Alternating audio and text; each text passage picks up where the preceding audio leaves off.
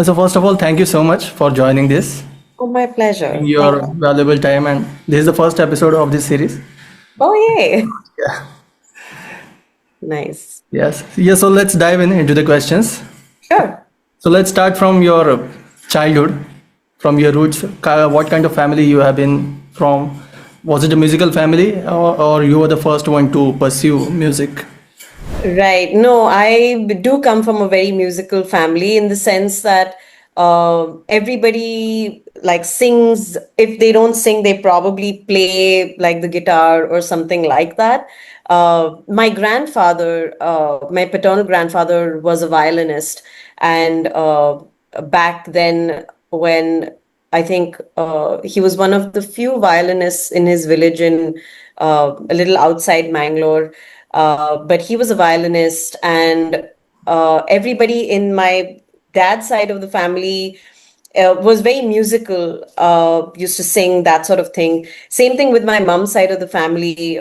Music, I think, was just like a part of what everybody in general enjoyed. So there was a lot of singing in that sense.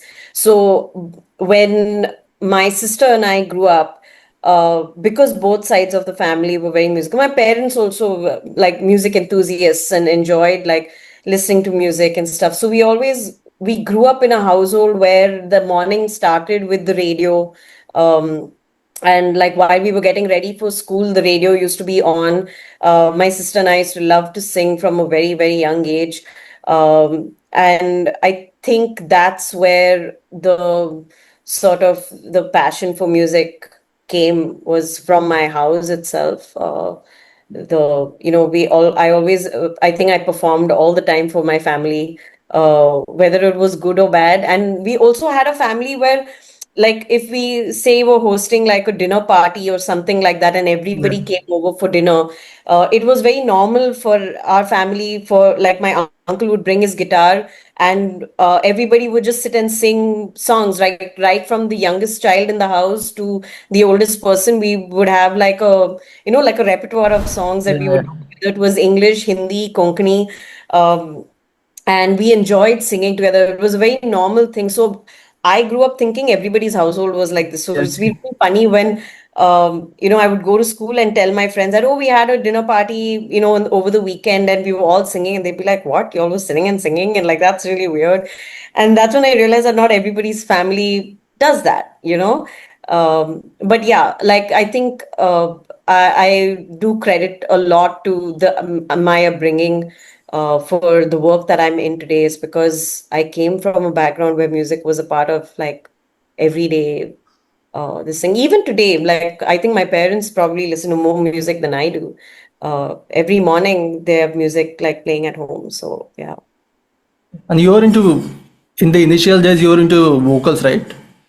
Yes, I picked up the harp much later. As a child, of course, for about I think a year and a half, I did do piano.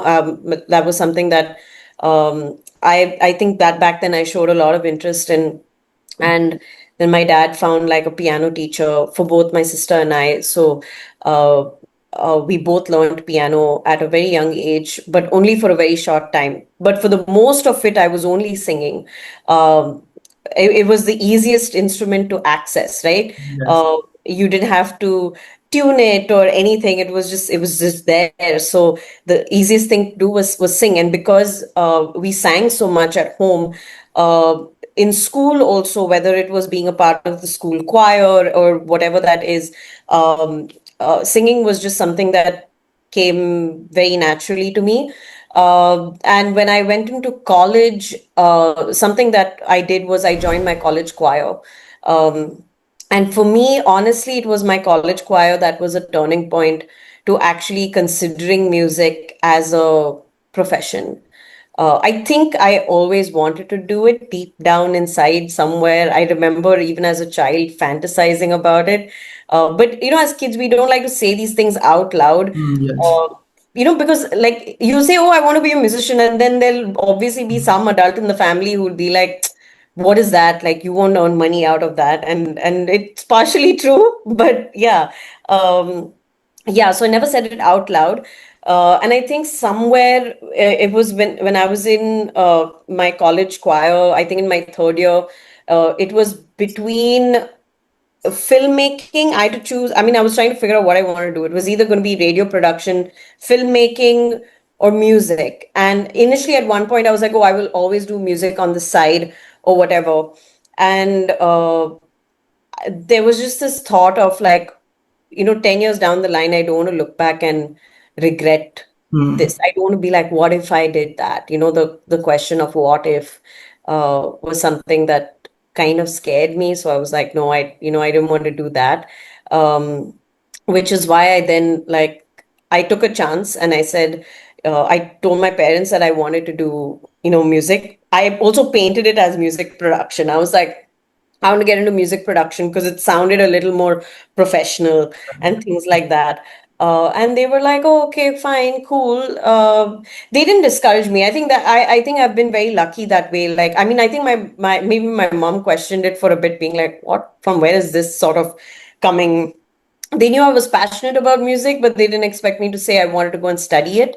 But my dad was very like, fine, you want to go do it? Go. He's like, take this 1 year out and go and do it. And back then, the only music school that was there in India was the KM Music Conservatory. They were in their second year. I think they had started in 2008. I was batch of 2009, 2010. So I was like, okay, this is easy. It's nearby. I don't need to travel outside the country to want to do this or whatever. And that's when I went, I did an audition and I got through. So I walked into KM Conservatory as a vocal student, actually, as a vocal Okay. major, but I walked out as a harp major. Okay. So a lot also happened Yeah. when I was in How did music. that transition happen? I don't know if it's a fortunately or it's one of those, oh, fortunately, unfortunately, this happened. But basically, when I walked into the school, there were way more vocal students than instrument students. So, and there were only two, vocal teachers. And we had 1 year, and there was a, huge discussion about how to handle the number of students with the kind of curriculum, whatever, blah, blah, blah. And I kind of got stuck into the raw end of the deal in that decision making. So I was a little, I was definitely, I know I was very upset at that time. And, because I just come into the school, this was about 2 weeks into the program. And around that time was the first batch was graduating. So they were having like this big sort of annual day program slash graduation for the school. And all our faculty was performing for that event. And that's the first time I saw the harp being played, which was being played by our music theory teacher, Alison Maggart.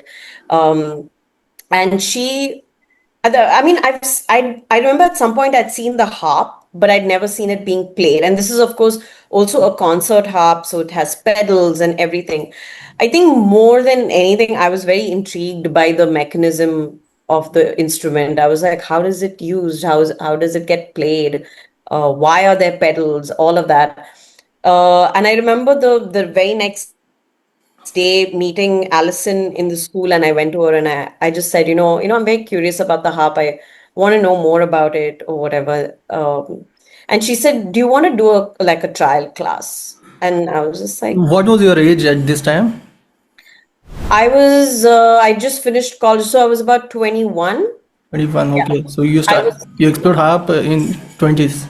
Yes, yeah, I mean, technically, what people would consider as late in life, Uh, yeah, it was something that I mean, I don't think I ever dreamt of picking up this instrument as a child at all. Like, no ways.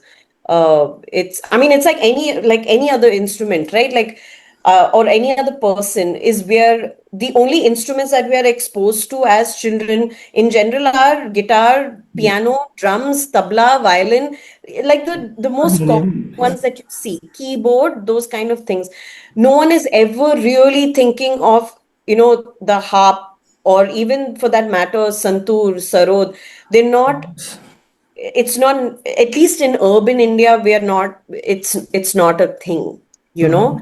unless you come from those households that Yeah. play these instruments, then you're exposed to it. They're not Uh, very popular in the mainstream. yeah, It's even more. absolutely. It is really, I mean, yeah, it is rare. And so she said, yeah, I mean, I was like, yeah, okay, cool, I'll do one class. I did one class. She asked me, do you want to come back next week? Then I'll give you homework. And I think I said yes because for me at that point in school, like because the vocal program was not working out for me, I needed to channel my energy somewhere else. And I just said, yeah, okay, I'll come back next week. So she gave me homework. I did it. And I think because I started channeling my energy somewhere else, um, I really put a lot of focus into it. Uh, Okay.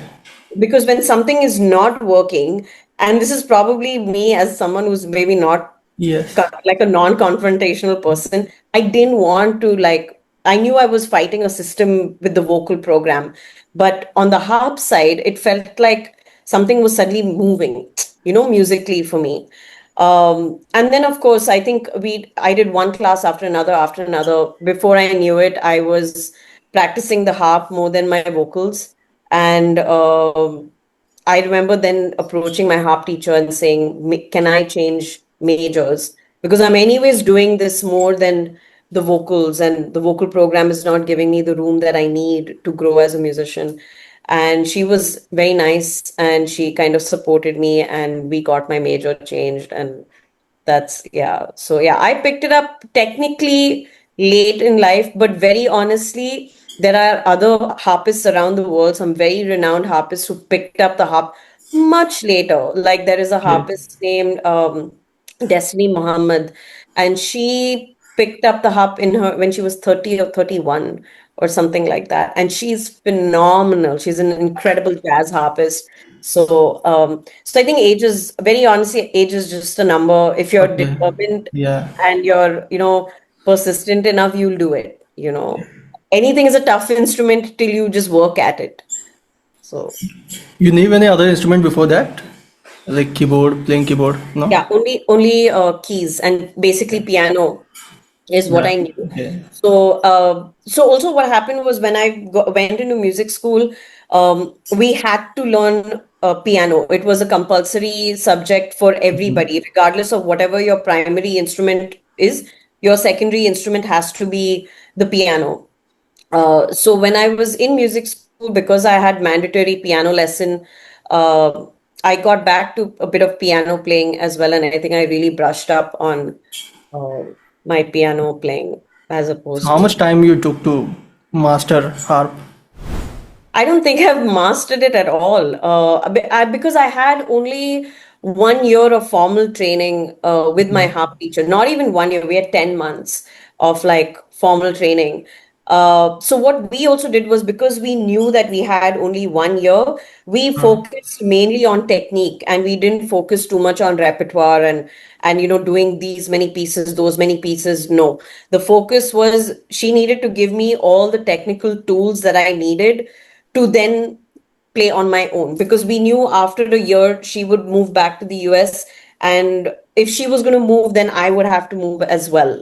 Like if she was staying Yeah. back, then I would have maybe stayed back at the school for another year and done classes only with her, um, to better myself. But when she moved, then I didn't see the point in staying back. So then I moved here to Bombay, and then I ended up getting like a small folk harp for myself and started working with that. But yeah, I literally had 10 months. So I don't like, if anyone asks me like, uh, but don't you want to master it? Firstly, I don't think I want to master it, purely because I want to keep room to keep discovering more on it. So, Okay. yeah, and that may be a very lazy answer to give. And I think it is a lazy answer, but I think I'm okay with it, because it's also kind of how I use the harp today, which is more like a songwriter. And I mean, unless I'm collaborating with someone, uh, I mean, even then, I still sit as a composer and I write on it. So, yeah, I don't think I'm a good I don't think I'm a good harpist, but I've learned to express myself better with it. Okay. So yeah. And from this talented artist to professional musician, how this transition happened? Exactly this, right? So I moved to Bombay. I got myself a harp, and my teacher, actually, what she had done was she knew that like I was going to be here in Bombay, and she knew that I was going to be getting myself a lever harp and a folk harp, and not like a big harp or whatever. So she sent me sheet music for this particular kind of harp, Okay. and I have all the sheet music, but I think I may have tried one or two pieces since I got it. But I was also very, like I said, I was very, I think, just lazy or demotivated or whatever. So I never actually sat and continued learning more repertoire. So then it came down to, okay, what am I going to do? I want to write my own music. So rather than, it's easier for me to write my own harp piece than learn somebody else's harp piece. And that's how I started writing for the harp. And I always wanted to be a songwriter. So it's just that now I had a proper vehicle to do it. Like I had an instrument that worked for me, that gave me also a unique sound, for sure. So that's how I think I came to uh, wanting to be a performing artist and that sort of thing. So it stemmed from laziness of not wanting to play other people's harp music and just wanting to play my own. So I just started writing my own stuff. Yeah. So you have been performing on many big stages. Which was the first big stage that you think was a big opportunity you got? Oh, for me, the first big stage was definitely a festival stage, which was the Zero Festival of Music that happens in Arunachal Pradesh. Okay. Uh, that was literally 10 years ago in 2015. 15. Yeah, was when I played my first big stage in the sense of a festival. Um, yeah, but I mean, I think I've also been very lucky at the initial stages of my career to play some incredible venues. Like my first ever debut as Nush Lewis was at Mehboob Studio back then, and this was in 2012. Um, so back then, there was a property called Live on the Console, which was initiated by Sony Music and Orange Juice Events. And they used to hold this at Mehboob Studio, and it was strictly for up and coming artists only. And I remember at this gig, I played the opening set. After me was a producer named Gaurav Godkindi, and Siddharth Basroor was playing on his set with him, and I forgot the name of that outfit. And then after him was Duelist Inquiry, which it's so interesting that all of us played back then. And like very recently, I met Duelist at a conference, and I reminded him that we shared the stage like back then. So I also think like, I mean, to get a debut at Mehboob Studio is something that today is really hard to do. Back then, I feel like we had the property and the right support that did it. So I was lucky to get that space to do it. And then of course we also had Blue Frog back then. So I remember playing, I think right after Live from the Console, my next gig that I did was an early set at Blue Frog, which was also a big deal. Like if you played Blue Frog, was you were playing on a stage where some of like everybody knew the Blue Frog stage was like, it was like hallowed ground. You had some of the greats that have played, at Blue Frog, like Angelique Kidjo and Zakir Hussain and Ranjit Bharat and uh, Sushila Raman. Like that stage was really something. So you never took it for granted when you performed on that stage. And a lot of us started our career on like a Blue Frog stage. So as much as I would say one of the big stages for me was my first big stage was Zero, but I also look back at these stages and being like, today who can say that their first ever gig was at Mehboob Studio? That's like ridiculous, Exactly. you know? So yeah, I think what is considered as a big stage is very subjective as far as moments are concerned. But yeah, Zero is very special for me because it was my first festival that I played. And it was absolutely beautiful. Like, I mean, if anyone should go for a destination festival, Zero is the one to go for. It's stunning. Yeah. Next question is, when you go for a new project, how do you decide if to go for it or not? It's worth it or not? Is it because of the creative instinct, or you also consider other aspects like future return on it? Are you talking about like these are like my personal projects, or if someone approaches me to Someone collaborate? approaching you. Oh yeah. For me, a lot of it goes on. Firstly, what's the project about? What is their intention with the project? What do they want to kind of? What is their vision? What do they want to achieve with it?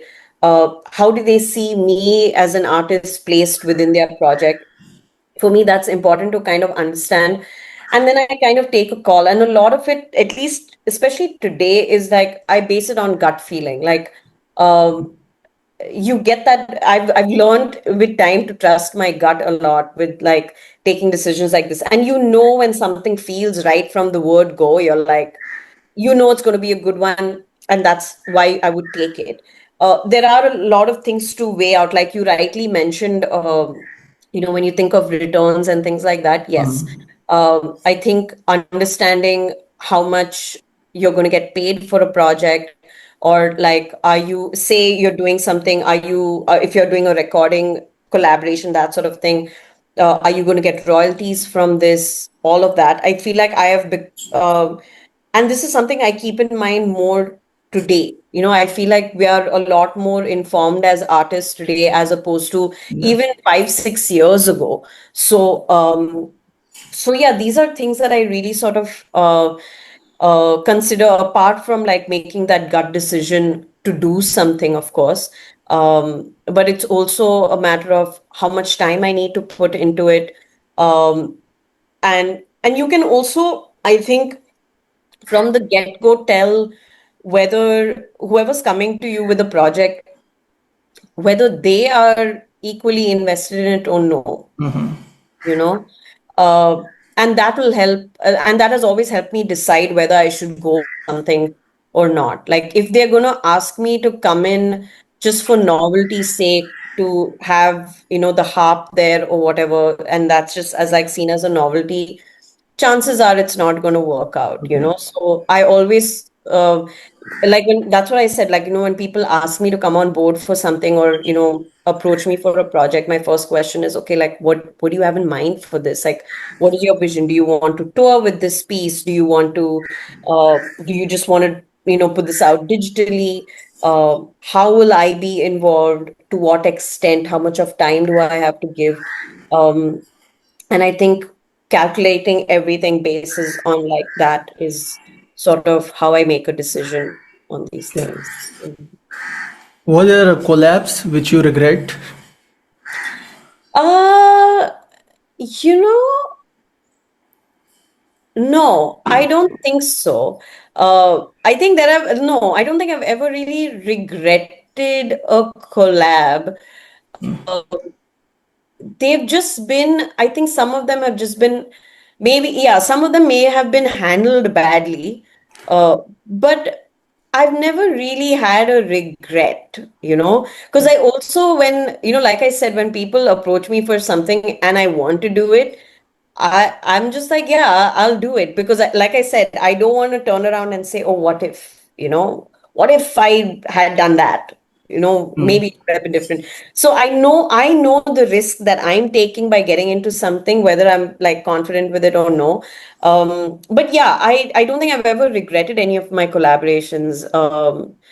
They've always been there's always been something good that has come out of it, regardless of how uncomfortable a Yes. situation is, or regardless of how um, you know uh, difficult, or not difficult, just, I mean, how badly managed something is, there's always a good side to it. Yeah. Luckily, and then you just end up focusing on the good stuff, which you should anyways. So Yeah.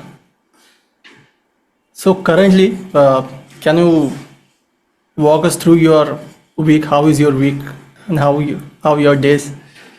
How do you manage your practice and shows oh my and God. I am probably the worst person for practice. I, as an artist, am. I feel sometimes I'm very lazy. The only time and I would be very honest, because I think a lot of people ask me about practice, and I always say that I'm the worst person to ask about practice because, firstly, I'm lazy. Secondly, but I also feel like a lot of my time today, because I'm a self-managed artist, is a large chunk of my time and my energy goes into planning everything around my art, right? So, right from pitching for festivals, booking gigs, like doing budgets to see if the band can I do a band set somewhere? How many sets can we do? Does the budget make sense? Can I pay my sound engineer? Can I get my own sound engineer? okay. I'm planning for the year. I feel like as an artist, and a lot of artists will say this as self-managed artists, is we spend a lot of time doing all the other things but being an artist. Yeah, I correct. spend maybe in a year, and it hurts me to say this, but I spend maybe only, maybe 20 to 30% of my year on my art form, where I am playing shows, where I'm sitting and I'm writing material. Everything else is just is all administrative. And because I don't have management, I have to do it. Someone has to do it. Yes. So, right from, looking at my social media to figuring out, what's going to go up today, how many posts, am I going to release music this year? Am I not going to release music this year? Am I collaborating with people this year? Am I coming up with a new piece? It's a lot of, I think my life today has become a lot of management, administration, logistics. And then like a very small part of my year is the writing part of it, which I'm hoping in time like will change. And I have to really start chalking out time for the art and for the practice. So my week also starts with a lot of just kind of laptop work, whether it's setting up calls, whether it is, and also because I'm a music educator, and I'm very passionate about education, which is another half of my life as a musician. um, is also making sure that all of that gets done as well. You So got the online institute, right? so it's not an online institute. It is basically uh, Offset is is an initiative. It's a music education initiative that does uh, education through community building. So whether it is for learners, which is the offset part of it, or whether it's for educators, which is the out of the box part of it. So out of the box is something that we started only last year as a community. It was inspired by a music education podcast that we actually started called Out of the Box, and then we said, oh, why don't we start a community and see? And it was literally an experiment that we started last year in Jan. Cut to today, where we are over 450 educators pan India that are on the community. Um, so that also takes up a lot of my time in terms of uh, doing all the because I am a big believer in community and how community can make change in things. So whether it is for learners, like literally yesterday I had a workshop with Reese Sebastian on producing for and arranging for a live set. So I love doing curation. I don't actively teach anymore. A lot of my education work today is more on a macro level than on a micro level. Yes. So yeah, so my week is a lot of me just sitting in front of my laptop, sending emails, making calls, looking at Excel sheets, which as an artist, I never thought my life would be like, but it is what it is. And I feel like you have to diversify in the music industry if Yes. you want to survive, Yes. because it is only through making your career a little more diverse that you can also earn money and earn a living, which is really important, because sometimes unfortunately, our industry is it is a very harsh industry if you're just going to be an artist. Uh, it just monetarily does not work out unless you come from a very privileged background. Um, and I'm not going to disregard my privilege here. But yeah, I mean, I've always, earned my money since I moved to Bombay. And it's something that, like, I realized at a very early stage of my career, that I couldn't do just the art. I had to do something else. And so that's when I got into teaching. And luckily for me, I became very passionate about teaching. I realized that, this was more than just going and teaching a class for me. There was something more that I wanted to discover. So I kind of also pushed myself in that space, which is how I got into education and became also an advocate for it as well. Yeah. You're doing lots of things. Do you don't have team or manager? No, the only team, no, that's the thing, right? So, which is why, like I said, because the only team that exists is for Out of the Box. We are a team of three girls. There is Chanel Rodriguez and there is Aditi Bharti, who we are like the core team for Out of the Box. So, Out of the Box, at least work gets like split. But for Offset, and my work, no. And which is why I said a Yeah. lot of my week is me being in front of my laptop and doing all of these things to keep things afloat, so that I can at some point make some time for my art and do it and put it out. But yeah, like my thing is, if I'm not sitting and writing a new piece, I'm hoping that I'm playing more that year. So like last year, that happened was, as much as I was working on a new sort of concept piece. Simultaneously, I started like booking a lot of gigs as well, which was, I think, one of the best, runs that I've had in my career as a live artist. Was I played like nearly 10 to 11 shows over about 10 months. So almost every month I was playing a show, Okay. whether it was me with my band or a duo set, or me with Chandana Bala, or me with Swarupa Anand. So these are things that, like, I mean, that's how I kind of balance it out. If I had to, I think, give up playing complete, I would lose my mind. So yeah. So currently, do you practice vocals or not? I feel like I'm singing all the time. Okay. Whether it may not be like constructive practice for Yeah. vocals, but I'm always like singing. I also It's easy for me to like and sing loudly in my house because I live alone. My only audience is my cat, so it's great. I get to like sing as loud as I want and do all of that. So singing, I think I just keep myself like constantly this but I don't sit down with my vocals and do it. And I think I've that has worked out better for me as a singer, is to just, while doing mundane things, like say if I'm cooking something, or if I'm even just sitting and working and I've got music that's playing from my laptop, I'm singing along with it or whatever. So I've realized that for me, just keeping my voice in check is more important at this point. Correct. Yeah, it's the only sort of time that I get to, because I've realized singing like that is part of the practice anyways. So Okay. yeah, yeah. What's your plan for upcoming months? 3 to 6 months. Oh, there is. I mean, I have this one performance piece that I've been working on, in fact, since last year. It is a multidisciplinary piece. that involves theater, music, creative technology as well, sound design. So it is a proper live performance piece.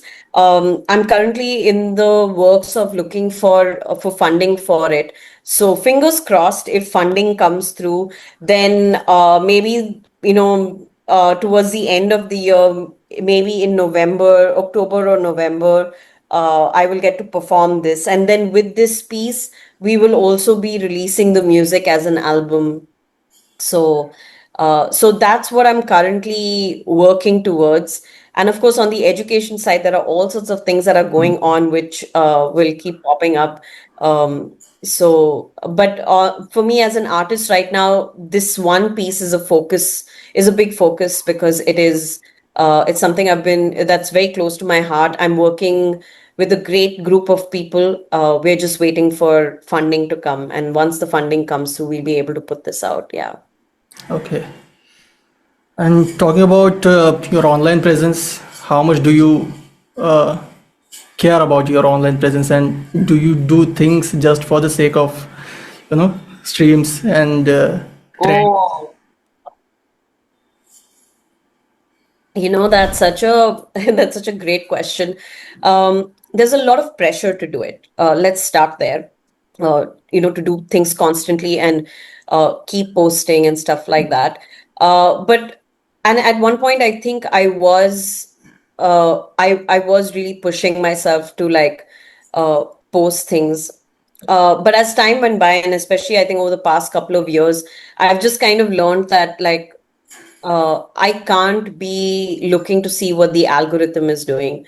Um, I I'd rather just post things that I want to talk about, or post pictures that I want that show myself not only as as an artist, but also show like people who are in my life, my friends, those kind of things.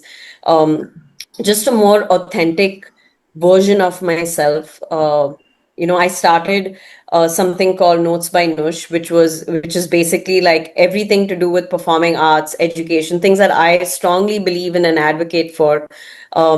So as far as online my online presence is concerned, it's just like I make sure I do something at least once a week, and I keep that as a marker, uh, because it's also important. And a friend said this recently to me. She said it's important to build in public. And what she meant was kind of whatever you're doing, talk about it, talk about your work, whether it's music, whether it's education, talk about it externally so that at some point, somebody who resonates with you and what you do will approach you for something, you know? Yeah. So I don't see social media as like it is a s- it is a strenuous thing if you think of it as a strenuous thing, like if you're going to force yourself to do something. So I always think, uh, don't force yourself to post something if you don't want to. Um, just post stuff that works authentically for you as an artist, whether it's like stories uh, or even a post or a reel or whatever. I mean, if you're someone who loves to do a trend, by all means do a trend. It's fun. Like I've done, my sister is someone who loves doing trend stuff, so then like whenever we are together we do stuff like that, and it's really funny and it's fun, and people get to see that side of me as well. But yeah, I think just doing things that you're comfortable doing, and it should be true to who you are, not only as an artist but as a person, because then people will stick around. So you don't keep track of all those views and streams No, not personally. really. Because as far as social media is concerned, you never know what reel does well and what doesn't. Like I Exactly. have a reel that, from Notes by Nush, which was the second one that I did, second episode, which like did really well. And then all the others, not so much. So it's all very up and down. And I feel like if you're going to get fixated on it, and if you're going Yeah. to get like, it's going to drive you crazy. You'll get obsessed with it, Yeah. and I think the same with streaming as well. I mean, the unfortunate thing with streaming, especially in India, is uh, the streaming revenue that we have is it's stupid money. Like we shouldn't even. Uh, and I may come from a very old school space of saying this, but um, streaming does not give you anything for the amount of money that we put into making music. Don't get anything out of streaming apart from like maybe listeners, but even then, like, and now there are, I mean, like there are things like with Spotify that until and unless you hit like 1,000 streams, only then you can monetize on it. And even when you're monetizing that, how much are you getting? Some 0.013 paise or something like that. Like, I'm just like, you keep it. I don't need it. It's fine, And it may be a very controversial thing to say. I know a lot of people will be like, no, you're mad. No, but it doesn't make sense. Why would I want that? Uh, so I find it really weird sometimes when industry people are constantly pushing you to make sure that you get streaming numbers. It's like, why would I push for something that doesn't give me anything in return? Barring expanding my I love the fact that I love the accessibility of streaming. Don't get me wrong. I love the fact that somebody in rural India can look up Nush Lewis, whether it's on YouTube or Savan or Spotify or Ghana or whatever, will find my music there and can listen to it. That I love. But what do I get in return is nothing. So I think what I encourage is for artists to start selling their music online. I did it 2 years ago with my EP called Forgotten Verses. Was a week before it hit all the streaming platforms. I put it up on Bandcamp for an international audience because Bandcamp only works with credit cards, which I know in India a lot of people don't have there's no credit card usage as such, right? And then luckily I have an InstaMojo account, which is pretty easy to set up. So I put out all my high-res files on InstaMojo, along with the artwork and everything. And I did a minimum pay on both for Bandcamp and InstaMojo. I had a minimum amount to be paid and then pay what you want. So if somebody wanted to pay, instead of 350 rupees, if they wanted to pay 500, they could pay 500. But my base amount was 350 rupees. And I kid you not, and I've told this story to so many people. I feel like I tell the story every day to people who talk to me about it. Was overnight on InstaMojo, I made 12,000 rupees by just selling my music to friends and family. I would not make that money through streaming because I know my music is also very niche. I don't sing in a regional language, I sing in English. So my audience is very small. What I do is very niche. But I made money overnight, and I was just like, technically, our old model of being a musician was to sell our music. Even my first album, my first EP, which released in 2015, 10 years ago, was released through OK Listen, which was a wonderful distribution platform uh, uh, headed by Vijay Basrur. And it went on to the OK Listen website where we sold it for 50 rupees. And all of us musicians would do that because DSPs were not there back then. So all of us would put our music on OK Listen. OK Listen had this thing with Orchard, if I'm not mistaken, and they would distribute to all the DSPs internationally. But in India, the only way you could listen to Nush Lewis or a Blackstrat Blues or a Goddess Gagged or whoever was on OK Listen. So you went to OK Listen, you paid $50, you could download the entire album onto your laptop or whatever and listen to it. And that's how it was. And I feel like we need to go back to selling music to people so that they value it. Um, yeah, it's just I feel like streaming has sort of killed the game for us as Yeah. musicians. Yeah. What's your opinion about artificial intelligence? Is it a threat? Is it a help, or is it just hype?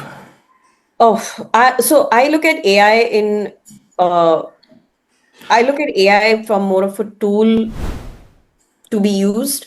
I think AI tools such as like ChatGPT or whatever are great as an assistant if you need it to like. I use it to draft out emails for myself. I use it to like help me, categorize certain things. If I need something to be organized, or rewrite something from 100 words to like 50 words or something like that. So I think it is a great assistive tool. Um, I am not for AI that is generating art. When they talk about AI music and things like that, I feel like you can use AI again, even in music creation, use AI as an assist, not as something that is, generating. I mean, that's like the whole like AI band situation is not happening. I don't believe in that at all. I'm just morally opposed to something like that because uh, it's it's going to be in this sort of like dead space. You're not going to have real people who are listening to AI bands. Yes. They're just going to be generating plays that are going to be generated by bots, and the money will go to into the pocket of the label or the person that has created this AI band or this AI artist or whatever. So I'm absolutely opposed to that.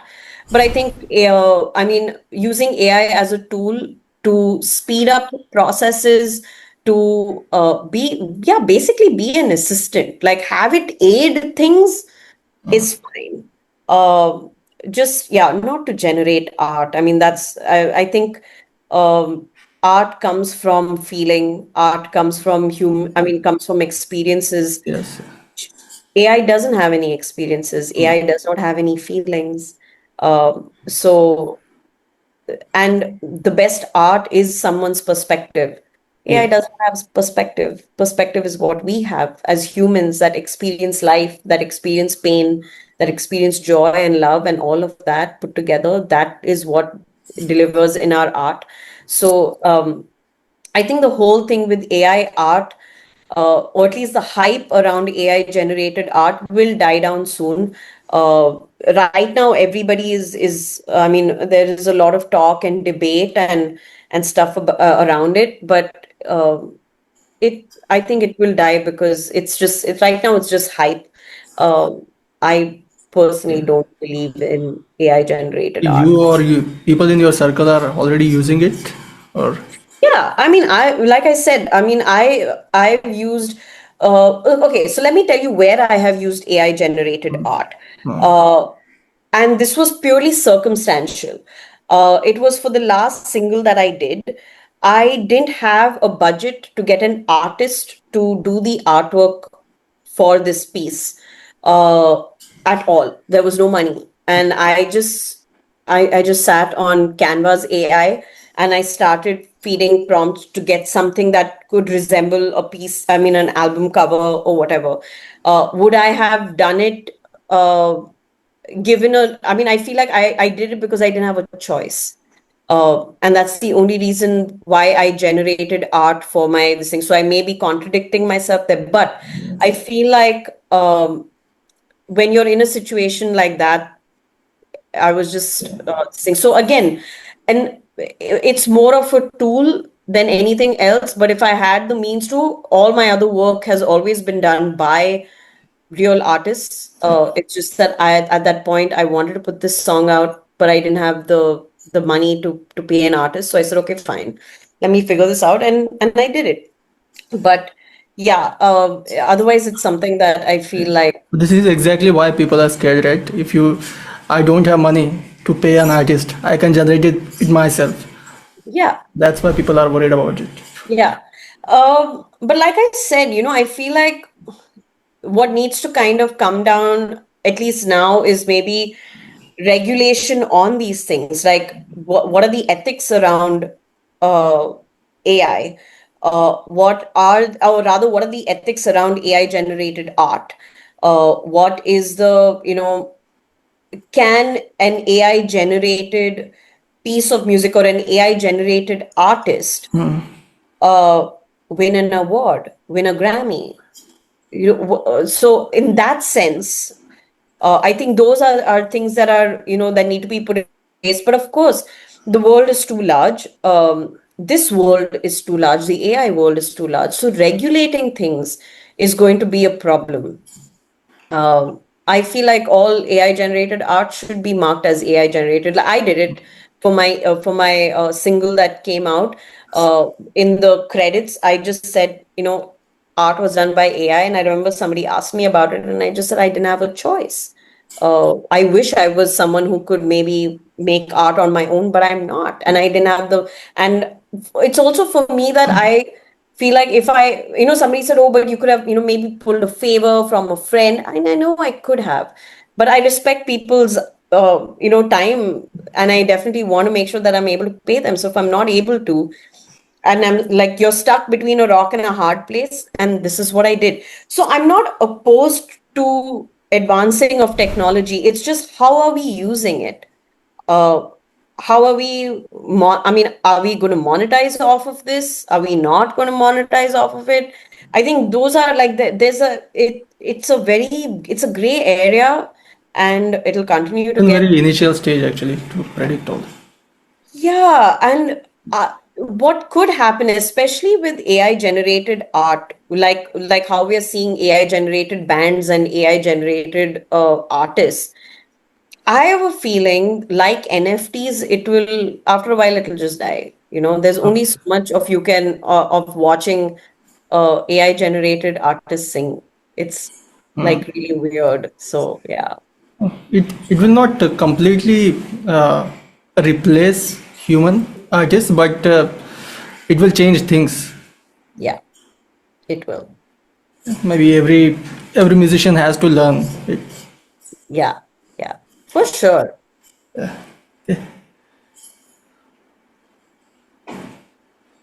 Yeah. Okay, so there are a few last questions. So, what are the advices you will give to the new musicians? Like three advices Oh my God. who is Um, in that early 20s or teens. What will you yeah. suggest them? I mean, the first thing that I'm going to say is diversify. You know, learn to do your art, learn to do it well, but learn other things that you can do in the music industry as well. Whether it is music business, whether it is education, whether it is scoring for ads, whether it is, writing for film. Learn to diversify so that within the industry you have other avenues for income, because at the end of the day, uh, see, we're all driven by passion, which is why we chose this Yeah, as a profession to yeah, begin with, is because we deeply love the art and we deeply love music, and we deeply are, connected to our instruments and all of that. But at the end of the day, we all have to eat. So and that's the truth of it. So something that I always tell people is if you have a day job, don't quit it. It's okay. Keep your day job. It's great. It's what's going to make you allow you to continue to make your music. So please keep your day job till you come to a point where you maybe don't need a day job. If you're, if you start playing all sorts of venues, whatever, and all of that, then great. I'm not saying that's not something to aspire to do it, but also understand the reality of our industry. Unfortunately, the music industry is a very disorganized space. So yeah, diversification is probably going to be the first thing that I'm going to say. uh, the second thing that I am going to say is, uh, be open to learning constantly. uh, it doesn't matter how experienced you are or inexperienced you are. Be open to learning new things with new people. Ask questions wherever and wherever you can. No question is a wrong question or is a stupid question. And I think the next thing that I'm going to say is, building a network and playing live is very, very, very important. Um, I feel like a lot of this generation of musicians don't play live too much, but there is whereas my generation of musicians, we all started live first. Then we put out our music. Nobody put out music and then went live. No, we all wrote music. We went to venues, we played it, we tested out our material. We also built our audience that way. And then we, put money together to go to a producer, put out our music, all of that. Uh, so please go play live.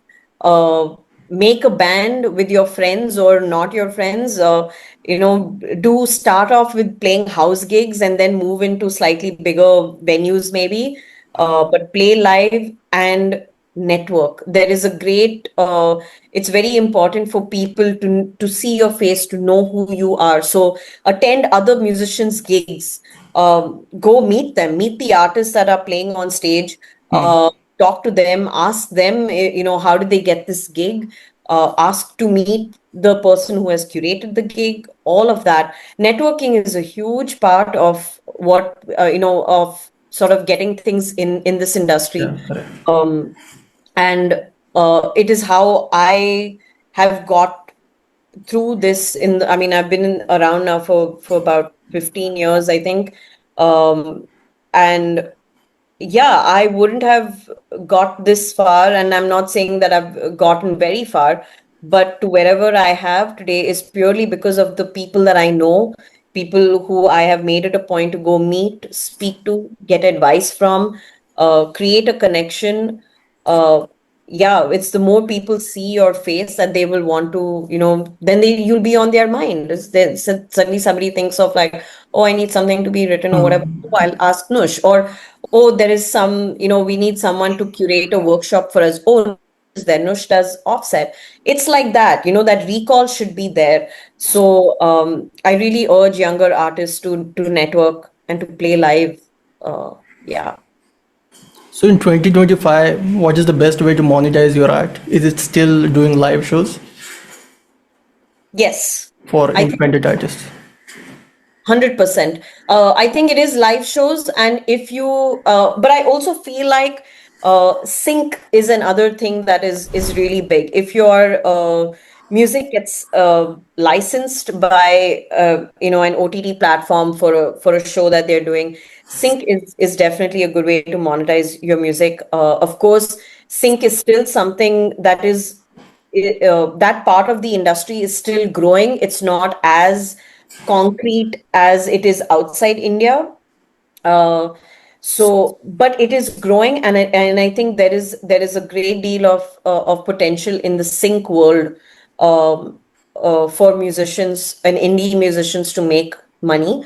And live shows are another way to kind of monetize, and uh, you know, I don't think streaming will help you, but also make sure that you're registered with like a performing rights society, so that you're collecting your royalties. That's really important. A lot of younger artists are not getting registered, and this is something that we're telling everybody to do: is register with the performing rights society so that you're collecting your royalties. And that is, and however big or small that amount is, that amount is coming to you. So it's better that the money is in your hand because you earned it, you deserve it. So yeah, I would say those are probably the only sort of two things in my mind that are coming to, like, how do you monetize off your money, is, I mean, of Is your there a music. thing which you now wish you knew earlier when you were younger? See, again, for me, the earlier there was no sync licensing. Sync became a thing maybe 5 years ago, 6 years ago. I remember the first artist that whose work got licensed was Mad Boy Mink. For I think it got licensed for a movie or something like that. Mad Boy Mink was the first band that I knew whose music got put onto something. And that was like a while ago. That was not even 5, 6 years ago. It was a little more than that. So we didn't know, we weren't very educated on sync licensing. It was a very, very new thing in India. And then post COVID, it became a little more. And I mean, I've always been playing live. My only thing with live and the live music industry, especially for independent artists, is the payout needs to be better. We're still seeing, I think we're seeing slightly increased budgets today, but especially for smaller artists that are playing smaller stages, the money hasn't changed, and that's a shame. And that is, an unfortunate sort of product of our economy, and the I mean, and just sort of the I think the time that we're in currently, it is very tough. And the problems that we had as young artists today still have those issues where organizers are not paying, venues are not paying. People will still say, come, we have a great audience, you'll get great exposure, but exposure does not put food on the table. Exposure is not going to pay my rent. So I feel like those are things that haven't changed as yet. So as far as, did I wish I knew this when I was younger? The thing is, this didn't exist when I was younger. Like sync licensing didn't really exist when I was a younger artist. It was very new for us. I remember when Mad Boy Mink's music got put in that movie, we were like, "Wow, that's really cool." And I remember like there was also talk about what that contract was, and there were a lot of, and they didn't know because I think today we are far more educated. And because of social media, because of the kind of conferences that we have, like a Deccan Alternative Conference or All About Music, and say Indian International Music Week, it's because of these conferences and because of social media, we are a lot more educated about artists' rights, what we should be negotiating better for, and all of that. So I feel like artists today are in a better space because we know more, we know better, and information is easily available. uh, Back then we didn't even know that we could hire a lawyer for like to look through a contract. I didn't know that. I genuinely did not know that there were entertainment artists lawyers till maybe 6 years ago. And unfortunately that was the ignorance, and we didn't have anybody better to tell us. Today we know better.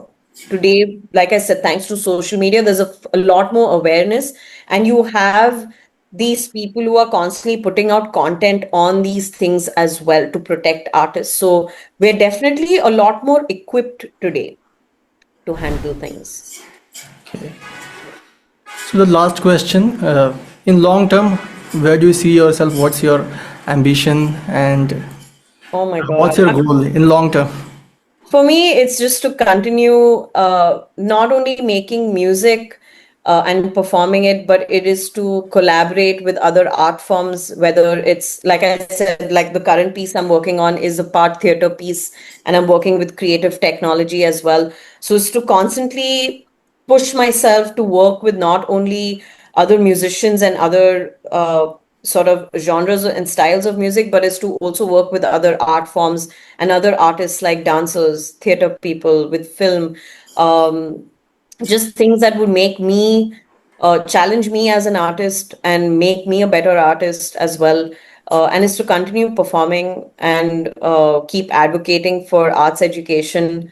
I've realized now that this is what my sort of like my purpose is. So yeah, this is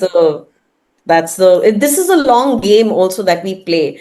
Nothing that we do as artists is something that like we do overnight. Nothing happens overnight. Yeah. It's a you have to be patient.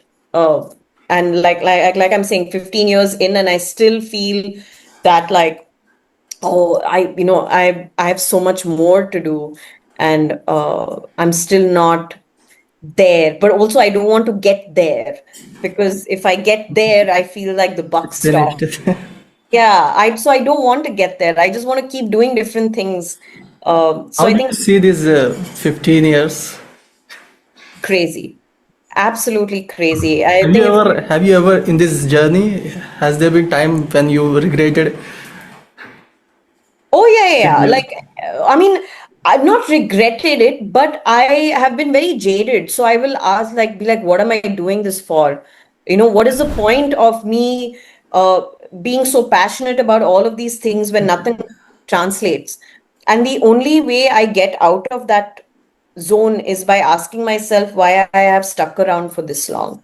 And the reason why I've stuck around for this long is because, firstly, I love doing this as much as it is really crazy. And it is, like I said, when I look back at the past like 15 years, it's been such an insane ride with more, uh, sort of more darkness than like the good stuff. But if I hadn't gone through any of those sort of, the dips, I wouldn't have appreciated all the wins. Yeah. So every time I won at something or I felt like I did something good, it meant more. It's because I got through all of that. And it keeps happening. I mean, the like especially post COVID was a bad year, and even for me, like till last year was still like 2023 for me was horrible. Even though I did cool things during 2023, don't get me wrong, it was the first time I did a theater production. It was the first time I played Australia for the first time. It was my first international stint was in 2023. I did an Australia tour, and I came back, and then I also opened for cinematic orchestra. I did very cool things in 2023, but I didn't like 2023. So because for me artistically, I felt I wasn't being appreciated in India. Uh, I did only 3 shows in 2023 in India.